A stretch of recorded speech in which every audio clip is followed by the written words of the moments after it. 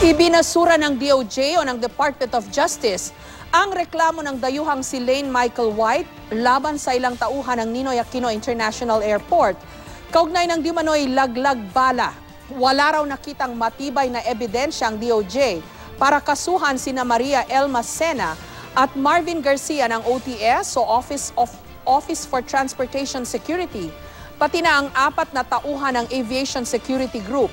Setyembre nung nakaraang taon, sinabi ni White na nilagyan ng bala ang kanyang bagahe. Base sa resolusyon, naniniwala ang DOJ na hindi kay White ang balang nakita di umano sa kanyang bagahe. Pero wala rin daw matibay na ebidensya ang sina Sena at Garcia ang naglagay nito. Hindi rin daw pwedeng sampahan ang pangingikil ang 4 na tauhan ng ABSE Group dahil wala ring ebidensyang balak nilang kikilan si White. Plano ng kampo ni White na umapila, lalo't malakas naman daw ang kanilang ebidensya.